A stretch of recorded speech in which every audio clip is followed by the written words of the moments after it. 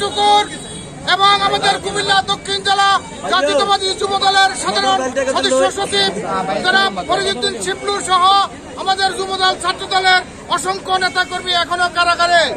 আজকে তাদের মুক্তির দাবিতে আমরা নাঙ্গলকোট উপজেলা যুবদল এবং নাঙ্গলকোট পৌরসভা যুবদল সহ আমাদের অঙ্গ সংগঠনের সহযোগী ভাইরা আমাদের এই কর্মসূচিতে অংশগ্রহণ করে এই কর্মসূচিকে সাফল্যমণ্ডিত করার জন্য আমি নাঙ্গলকোট উপজেলা যুবদলের পক্ষ থেকে আপনাদের সকলের কাছে কৃতজ্ঞতা এবং ধন্যবাদ জানাই।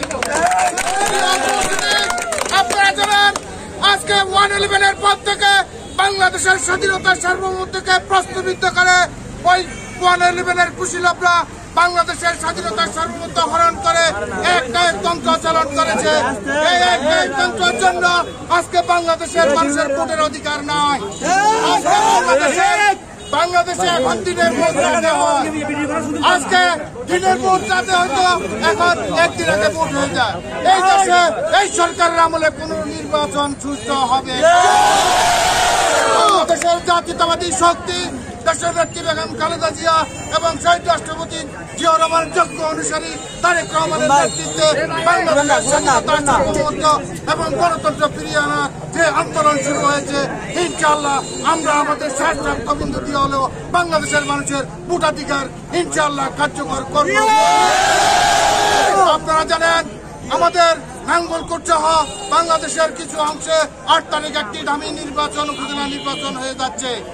সেই নির্বাচনে আমরা যেখানে জাতীয় সংসদ নির্বাচন বর্জন করেছি, আমাদের বিএনপির কিছু লোক আজকে বলে তারা বিএনপি। আজকে তারা কোন ধরনের বিএনপি?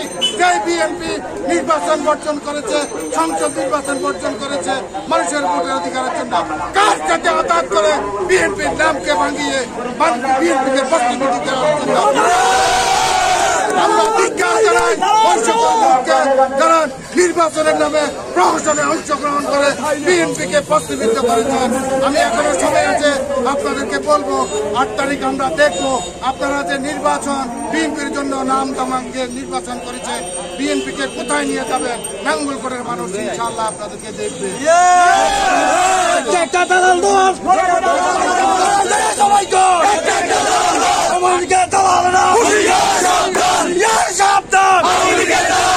আমাদের মায়ের ভয় নাই, মায়ের ভয় নাই। আমাদের জননেতা তারেক রহমানের নির্দেশে, বাংলাদেশের অভিসংবাদিত নেতা তারেক রহমানের নির্দেশে চলমান যে ভোট বর্জন কর্মসূচি ঘোষণা করেছে, আমরা নাঙ্গলকোট উপজেলা এবং পৌরসভা যুবদল ছাত্রদল সহ সংগ্রহ অঙ্গ সংগঠন আমরা আপনাদের সকলকে অনুরোধ করবো 8 তারিখ আপনারা সবাই ঘরে পরিবারকে সময় দিন, কারণ এই সরকারের আমলে নির্বাচন না। বর্তমান টিভি।